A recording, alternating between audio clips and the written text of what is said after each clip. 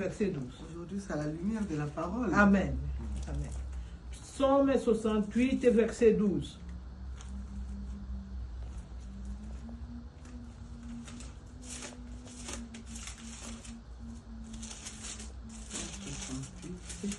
« 68, 12.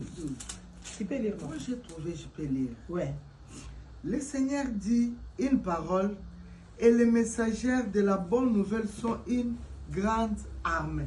Alléluia. Amen. 13, lis aussi 13. Oui, le 13, il est écrit, les rois des armées fuient, fuient, et celles qui restent à la maison partagent Les butins.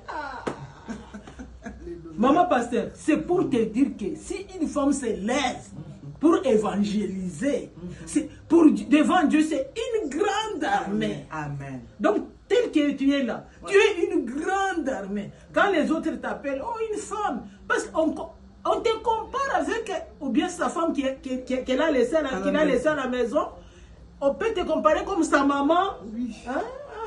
Elle est comme ma mère. Hein? Non!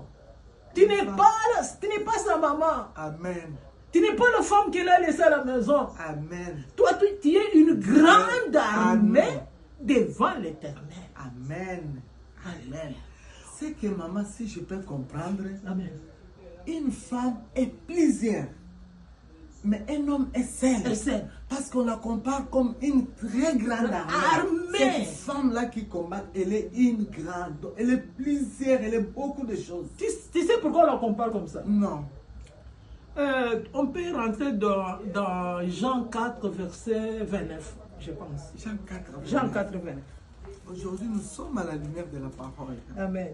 Tenez vos Bibles, comme je vous l'ai dit, il faut toujours avoir sa Bible. Amen. Jean 4. 4. Ok. Je suis déjà là, je crois. Jean 4, 29. Lis un peu 29. Oui, j'ai lu au nom de Jésus-Christ.